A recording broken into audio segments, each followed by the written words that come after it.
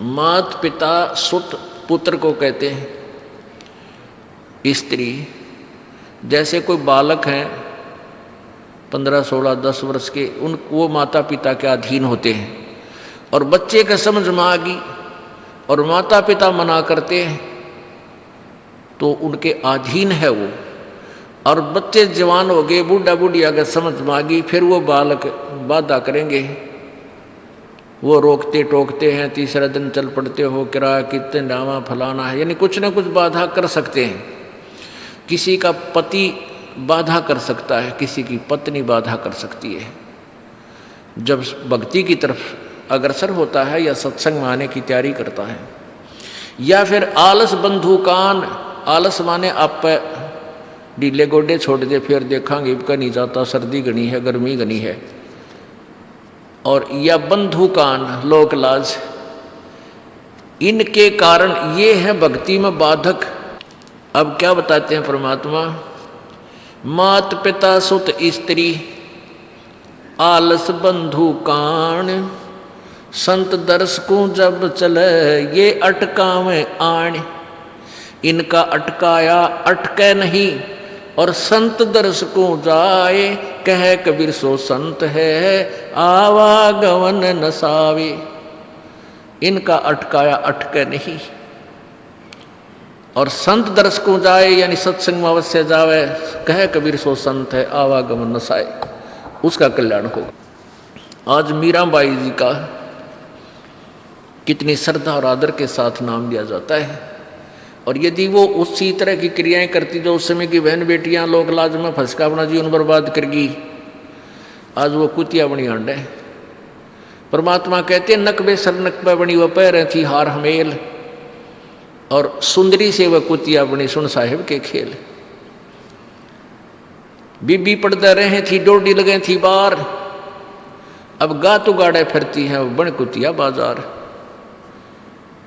वो पर्दे की सुंदरी सुनो संदेशा मोर, इब गातु गाड़े फिरती है वो करें सरायों शोर। अब जो डोडी पर्दे जिनका लग गया करते, पर्दे में रहा करती थी, जो अपने आप को ऊंच घरों की बेटियां बहू कहा करती थी, उनका सत्संग की छीट लगी, नहीं घर से बाहर निकली, नहीं पूर्व जन्म की पुण्यात्मा थी, उनको कोई रानी बन गई, कोई महारानी बन गई, कोई अच्छे घर में इस मायाधारी मस्करिया का जन्म हो गया। और वो भगवान से दूर रहने के कारण फिर अगले जन्म में कुतिया की योनि पाती है। तब तो पर्दों में रहती थी, उंगली भी ना दिखण दे थी, किसी बाहर कहीं हमारी बेइज्जती ना हो जा, मेरी पत्नी जो है सत्संग में चलेगी तो इज्जत का नाश हो जाएगा, और वह इज्जत फिर उगाड़ी आंडा है कुतिया बनकर। कहते हैं नकबे सर नकबे बनी पैर थी हार हमेल, 1-1 लाख के गहने पहरा करती, आज वो सुंदरी से कुतिया बनी देख साहिब के खेल। तो पुण्यात्मा ये इन बातों से डर लगना चाहिए। इन बातों से डर लगने लगेगा, मालिक में रुचि बनेगी और भजन करने को दिल करेगा।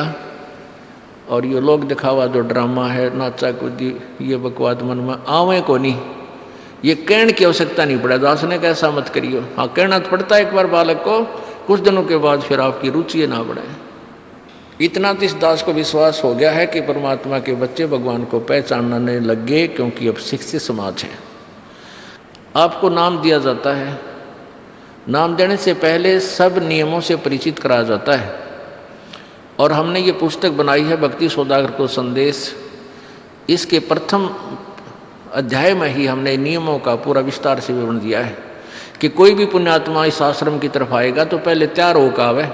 पहले क्या होता था कि भक्तजन समझाते थे नाम ले लो तुम्हारा कल्याण हो जाएगा, बड़े सुख होते हैं, यहाँ आ जाते थे उपदेश लेने, और यहाँ आकर के हम फिर उनको लिस्ट दिखाते थे ये नियम निभाने हैं, तो बात जाते थे कि नहीं हमारा भी ये नियम नहीं निभा, क्योंकि वो उल्टे रंग में रंगे हुए वो सारे। तो अब उनको पहले ये लिख कर दे दिया कि तुम तैयार होकर आ जाना, तुम्हारा मन मानने तक आना, क्योंकि कल्याण होगा इस मर्यादा में रहने से।